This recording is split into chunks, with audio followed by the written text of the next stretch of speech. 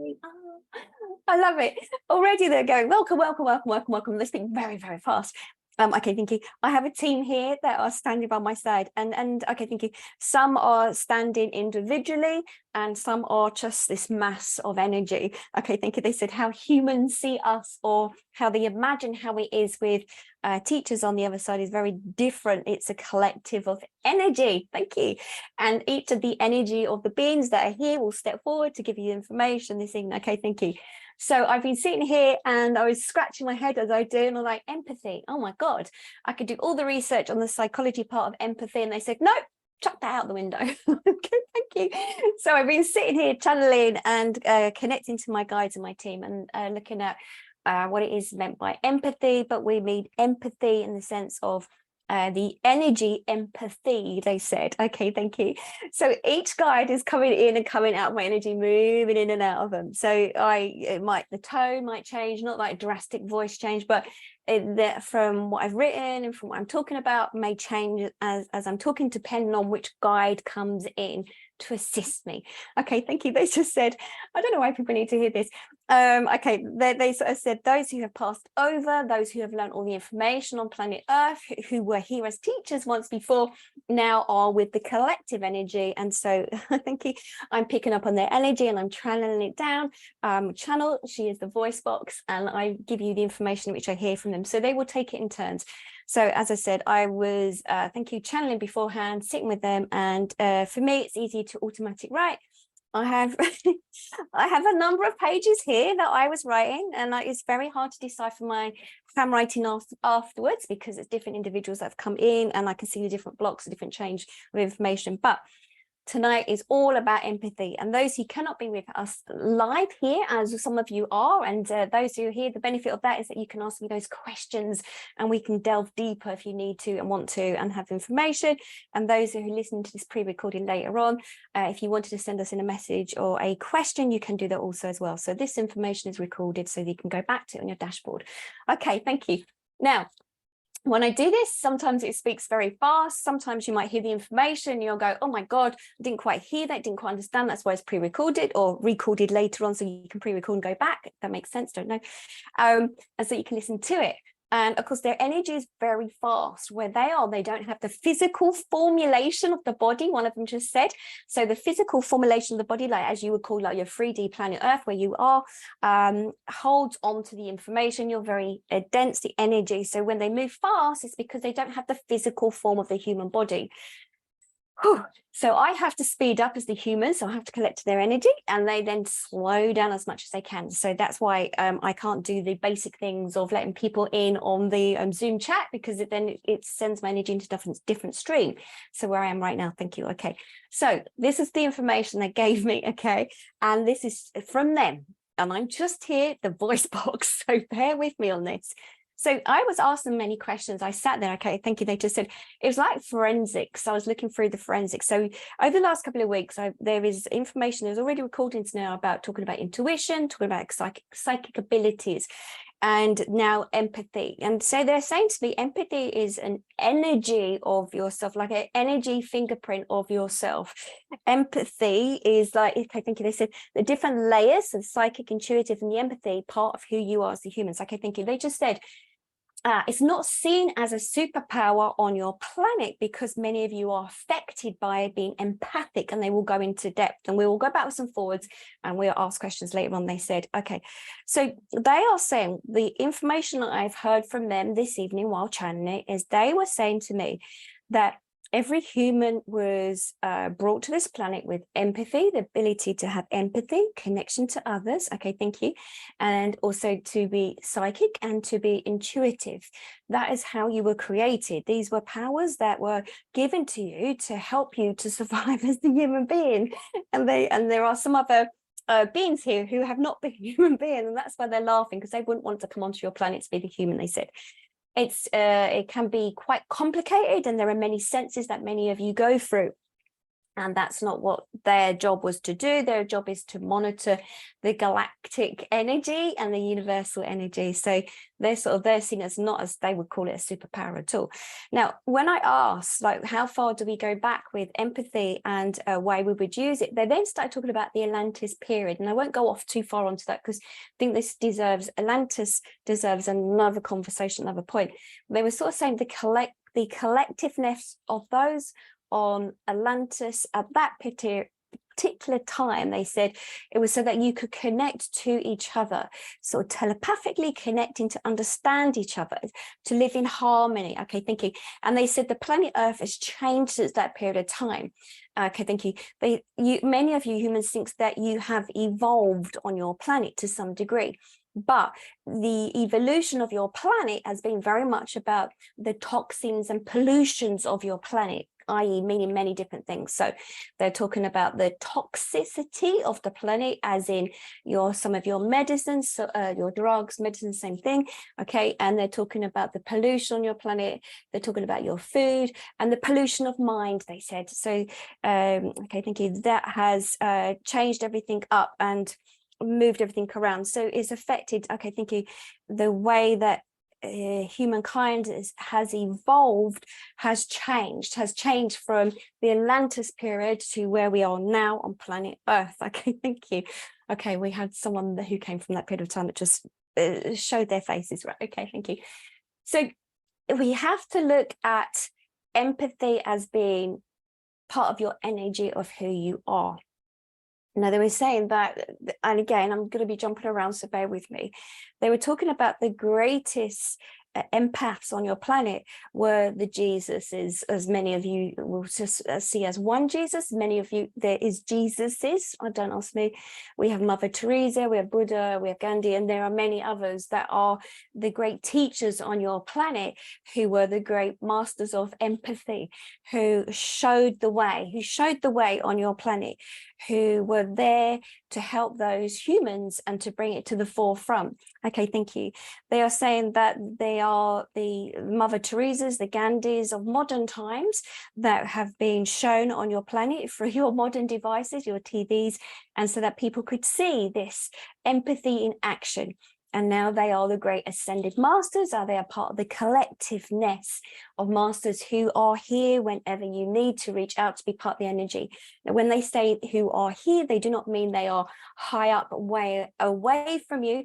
It just is another reality of a dimension of energy. So bear with us, they said. Some may understand this to some degree. So it just bear with it. They just said, just trust in this process. It's like, okay, thank you. Okay, thanks. For instance, they just said, I don't know why they just went off topic a bit, but they just said it's a bit like when some of you humans are talking of your relatives or speaking about your relatives, you may feel that you have the hair on your skin rising, and this is very much to do with the fact that your loved one steps forward, steps closer, and it's almost like your hairs are like the little aerials and saying, oh, we can feel there's something going on here around us. So your senses are picking up. So energy is about all many different layers of yourself and how you're able to connect to other energies around you who step forward to assist you. So it's just energy, whether you see it or not. It's just about energy. Okay, thank you. So they're talking about signs of being empathic. And I was asking them, because I said, well, how, starting this conversation about empathy, it would be good to understand, like, if they are empathic, if they are aware of that, because they're jumping all over the place. And they said signs of being empathic is very simple. For instance, walking into a room and feeling the energy within that space. So some of you will say, well, that's also intuition. And so, yes, they're saying it's very interlinked with intuition and being an empath. Empath is very much feeling into the area. They said you are human, you have your senses, hearing, seeing, smelling, touch, and having a knowing. And that's all connected with the empathy internally within you. They said also that all children, all born, have been created with empathy, intuition, and psychic abilities. It's only as they develop in the family, depending on the family dynamics, as into how that develops, or is that squashed, or do they hide that? or do they feel more sensitive? With your human parents, they said, the adults who turn around and say to a child, stop being so sensitive, it's almost as if then the child feels, I should stop being so sensitive. It's almost as if that is something to be, it's wrong, or you're being told off. So it's almost wanting to squash that, to hide that. And those are the children that become very overwhelmed, that they are sensitive, thinking it's something that there is wrong with them.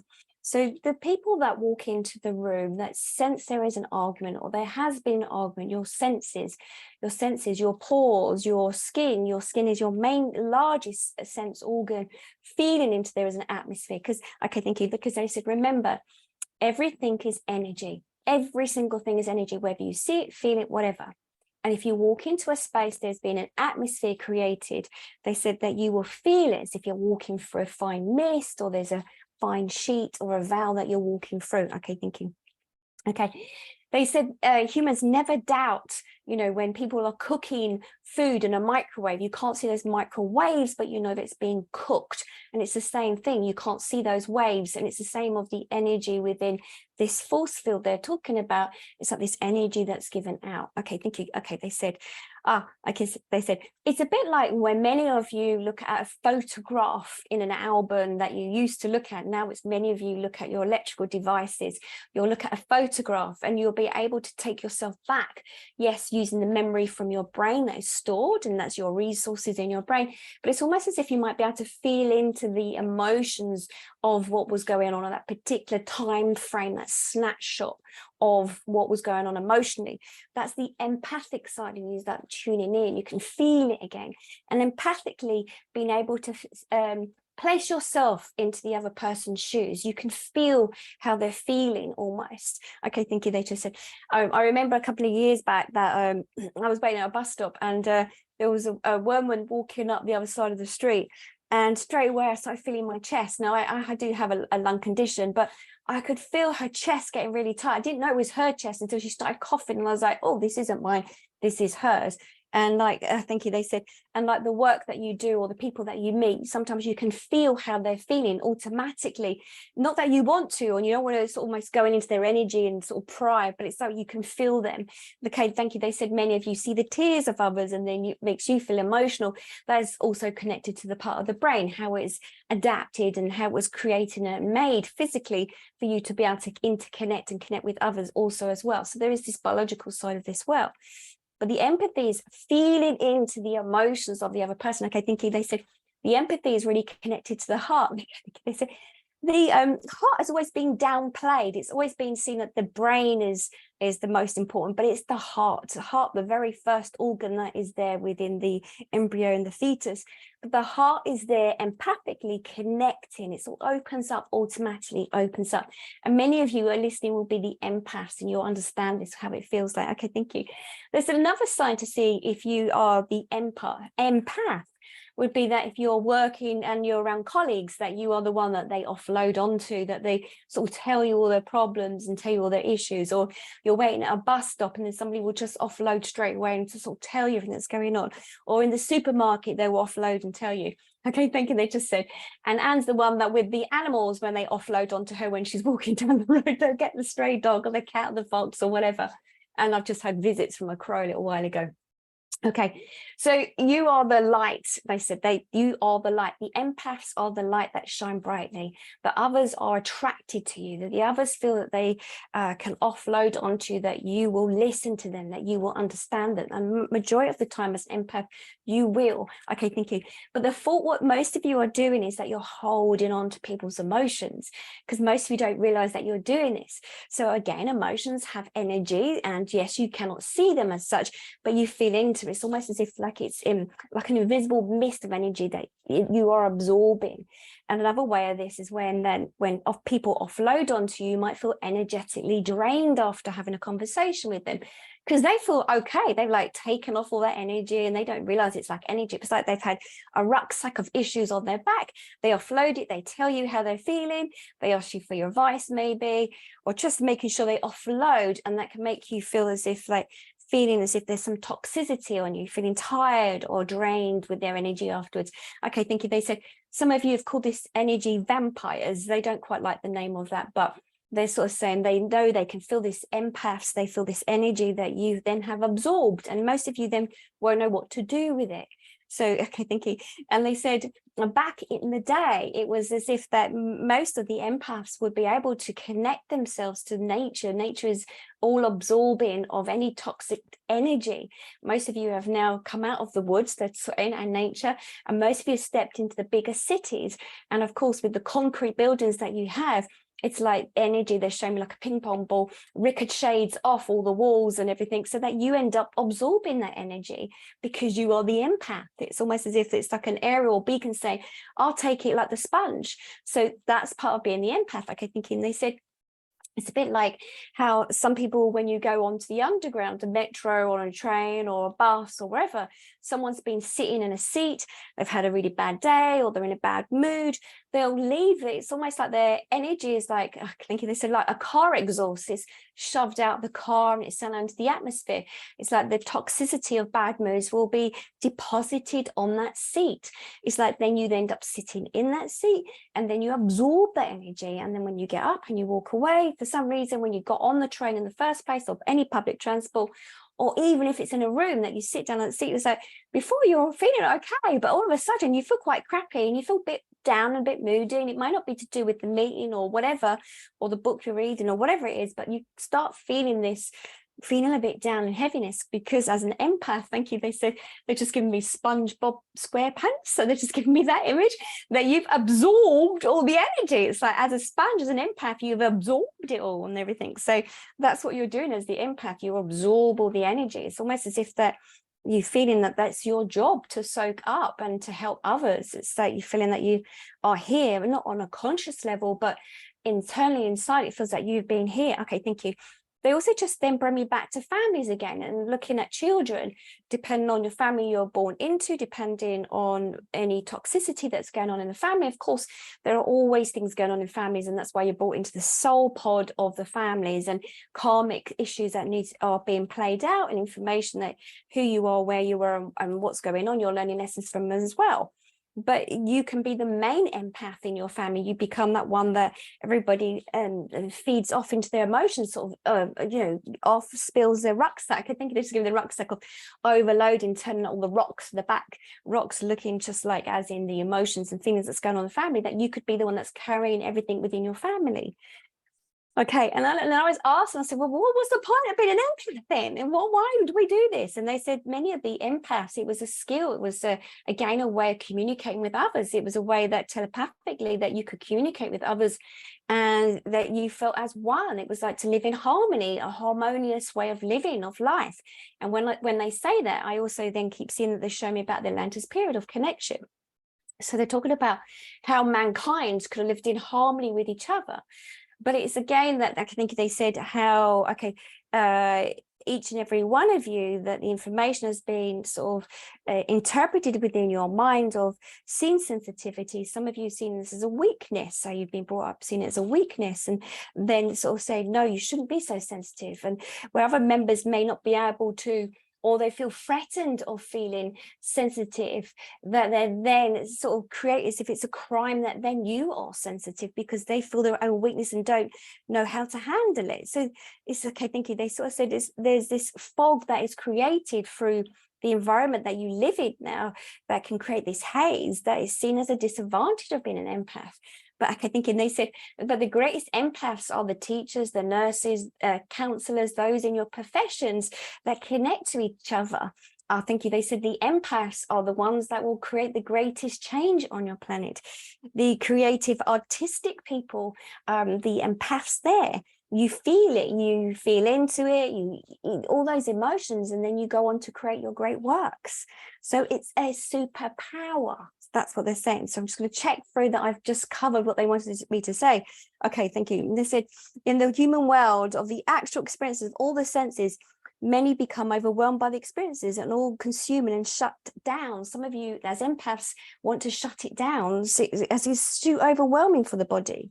These are the emotions, and they're talking about the pores again, the human flesh, the skin, and the pores being open, receptive to feeling the emotions. And most of you want to shut it down, they said. And this is what happens. Okay, thank you. I'm looking back now. Okay. Okay, and they're talking about the energy vampires, what I've looked at. Okay, okay, let's have a look. Okay, thank you.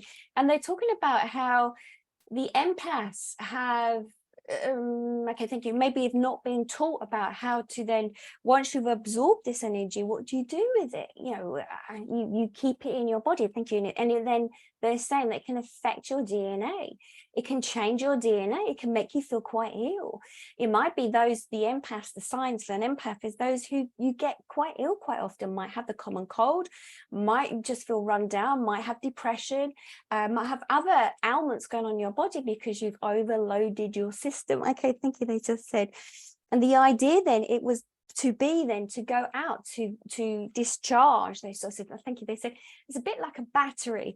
If a battery is constantly charging up with everything, it's like the battery, it's almost as if it overloads itself. It's like it can't handle it anymore, it needs to reset itself. Okay, so they're sort of saying that I think you said many of the humans on your planet will take that time out, will go on their vacations, will go on the holidays, and then, you know, they then suddenly after 3 days and feel, well, what am I feeling? What's going on here? If for those who haven't overloaded with alcohol, they said.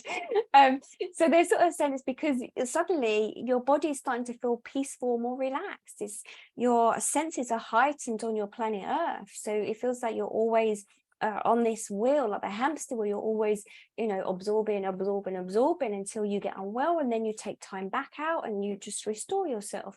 So it would be that, you know, if you're feeling overwhelmed and you're feeling that you're feeling everybody and you're hypersensitive, you know, you go out when there's lots of crowds and you can feel uncomfortable, then that is a sign that you're an empath. You're absorbing all the information, and then you need to take those regular breaks, those regular times out.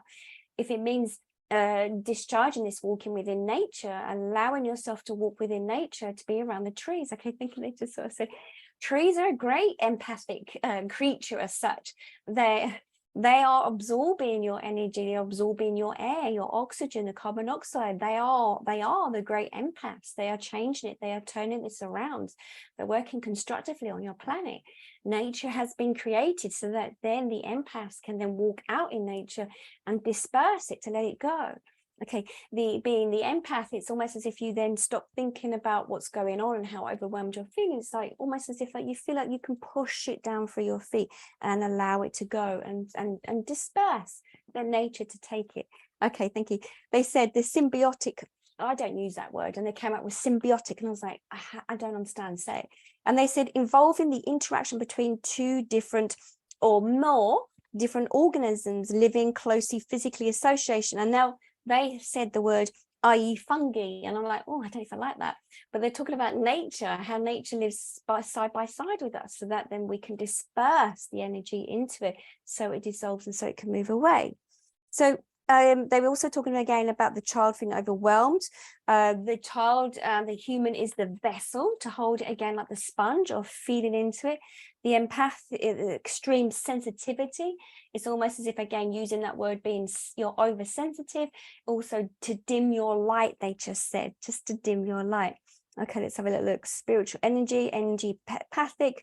People will come up to you. We've done that. We've looked at layers of ourselves, the trees. They're talking about trees are there for the soul. That was part of what they wrote as well. Oh, okay, thank you. And they said many of you who collect or connect to like-minded people will be those that are similar to yourself. So it will be the empathics, it will be the intuitive people, it will be the psychic people that you come together. There will be this feeling of you know each other, that they understand you, they give you a space. They do not consume, they do not suck into your own energy, they do not drain you. So when you a sure sign of meeting another empath or somebody who's very similar to you, they will not make you feel that you feel drained afterwards. So the empathics who are listening, it's those that, these are some of the signs that if you're wondering who are those that are draining us, it would be to check in with your energy afterwards. How are you feeling? Have you got a headache? Are you feeling dehydrated after meeting somebody? Are you feeling totally drained? You are the empath, and this is why you are feeling like this. Somebody is offloading onto you. You are the sponge, you are receiving that. And it's like almost naturally that you have being equipped with these skills, your superpower that is supposed to help you be in the world that you live in now. It's like, it's almost as if it's dimmed down the light. So it would be then for you to be aware, to acknowledge this, to consciously aware of this. So then that you say, okay, I need some time for myself to reset myself, to take some time out. Okay, that's what they said. Okay. Let's have a little look. Okay, they sort of said the empaths, the intuitives, the psychics are, they said, are human vessels, are to live in harmony with each other. So it might be that you, okay, thank you. They said that some of you will feel sensitive in certain areas. Some of you will feel oversensitive in cities, built up areas. Again, they will say the energy is ricocheting, bouncing off the walls, off the concrete buildings. So maybe to go to find somewhere else. It may be that you need water, that you can discharge this. They said the biggest salt bath in on your world would be the seas, the oceans. And again, salt baths would help you with this. That they help you when you to decompress, to take the toxicities out of your body. Okay, thank you. They're also talking to me, they were sort of saying to me, as a medium, it makes sense of me being an empath because I can feel into the energy of the loved one on the other side, so that I can feel how they are feeling. Remember, just because their physical form has left planet Earth, their energy is here as one in the consciousness, and I'm feeling into their energy. And as an empath, I'm feeling their empathic energy too. So it's like almost as if there is no wall, there is no divide. I'm feeling their energy too. It's how they connect to us. So the empaths on this planet can also feel into that too. So again, I'll repeat this. They said, when some of you are thinking of somebody, or you feel the hairs on the back of your arm have just moved up, or feel quite sensitive, it is the loved one that steps forward from the other side, and empathically they are connecting to you. They can feel into you. It's a way of communication, they sort of said. Okay. So they're saying to you, what do you do when you're feeling overwhelmed of being the empath? How do you protect yourself? How do you manage this? How do you look after yourself? How do you care for yourself? Okay, thank you. They said, many of you who have been on workshops with Anne, they said, I've said this before, that when you get onto the train or public transport, you can pretend there's dust on the seat and wipe it off. So if you're embarrassed, like, you know, somebody might see you're wiping the energy off of the last person that sat there, so you don't absorb as the square pants, like the sponge, that you don't absorb that energy, that's the residue of that person, like a fingerprint of their energy left behind. You sit down, you don't feel into it. Okay, so that's another thing that you can use when you're out in public. You just wipe off the seat. Now, another thing is when you go to, I've been going to quite a lot of music concerts, and what I've been doing is, because when I'm out and I'm enjoying the music, my heart is opening up, my soul is enjoying it, I'm spreading my auric field, I'm in tune with everybody. But it's like, what happens when there's thousands of people around you and some aren't in tune with you, that they're not feeling exactly the same as how you are feeling, and whatever's in their residue of energy around, like this fingerprint, that you may not be wanting to feel it, I will bubble up. So I place myself into a golden egg, the hard shell on the outside, like the chicken egg, and then soft side inside, I always see velvet, and I always imagine that I'm sitting on a velvet throne, a golden velvet throne inside. And this then becomes your protective ball of energy, so that you only receive what you want to receive from the external world. It protects yourself. If you're receiving energy from others around you, that might be quite toxic. I did this on a tube many years ago, that the person in front of me, I felt that was having thoughts, should I say, sort of sexual thoughts about me, and I felt very uncomfortable straight away. I could feel the energy of that individual. So straight away I put up a mirrored ball, like a disco ball with the tiny little squares of mirrors on it. And as I did that, every thought that they were thinking about me was bouncing off the mirror and bouncing back to it. It was like reflecting the energy back to them. And then they had to get up, they felt so uncomfortable, and they walked to the other end of the couch and sat down there. Now, if you're not a believer, or you're not sure how this works, all you got to do is try it out for yourself. It's harmless. There's no, there's no harm in this. It doesn't take a lot of work, but you just imagine that you're in this egg shape of mirrored ball, and you can see it as a disco ball back in the 70s or 80s, and you can see the energy around you. And you can do this with family members too. You don't want to receive information from them, or toxic information from them, place yourself in that ball, and you can try it and to see how much it works. Now, yes, some of you might say, well, I don't want to do this with my family member because I feel like I should be there supporting them. I should be there receiving all this information. I'd be there. This is why we've come together, karmically, or they're my soulmate. I must be there to support them. You can only do what you can do at any given time. So you can be there to facilitate their growth to some degree, but it's only through your growth as the human being where you're at does that support them. It's not about you surrendering your needs or giving up what you need to look after yourself. It's about you being there for yourself, and through how you have grown and through where you are at in yourself, they will grow from watching that. So it's not as the parents do, as I say, it's more about them doing as, you practice that, how you're feeling, how you look at and how you address your world. Then those family members or other people around you will learn from watching yourself and how you feel. It's no good me saying, I don't know, that I'm a vegan or a vegetarian and behind everyone's back I'm eating meat. There's no point in that. By saying to them, they have to do this, they have to do that, and then me not doing that, and then saying like I'm spiritual and this is what I don't do and this is what I do. I mean, you can be spiritual on many, many different levels. So this is what they're saying. So let's have a look. Okay, thank you. They said another sign for an empath is that you might feel that you're very super sensitive to sounds or to colors. It's all about the frequencies around you. So about strong colors around you, sounds, they're saying, and atmospheres.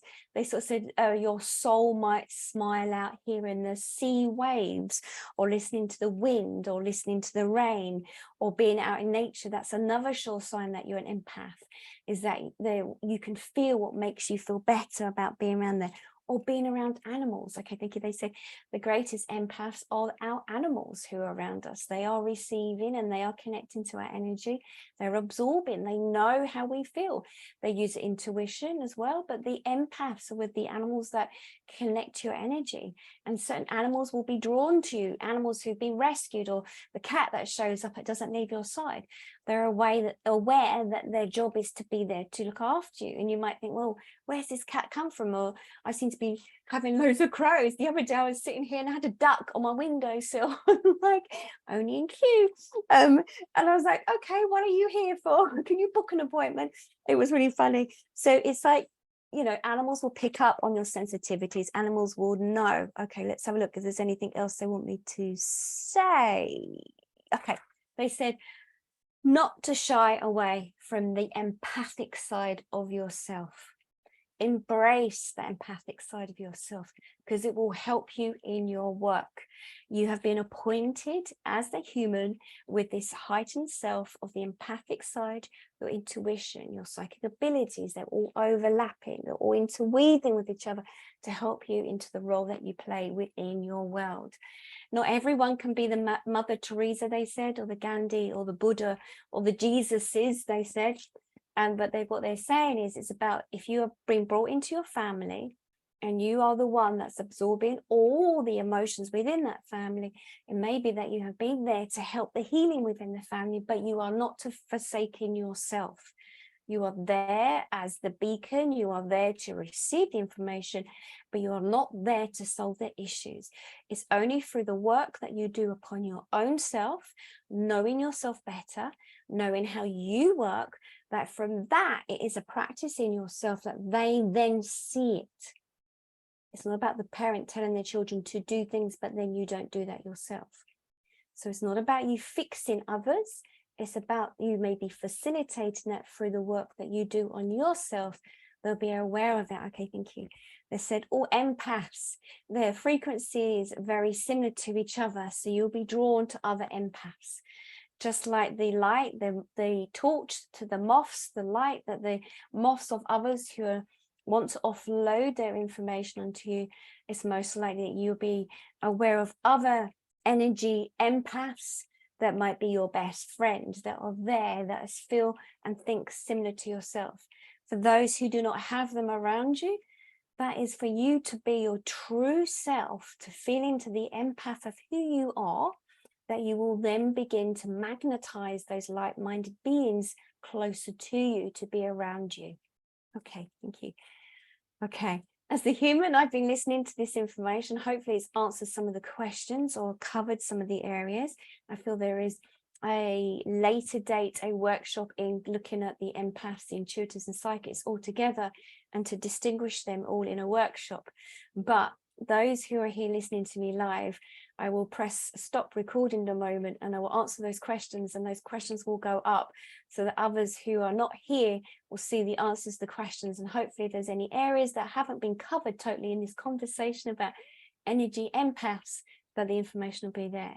So I now will stop the recording.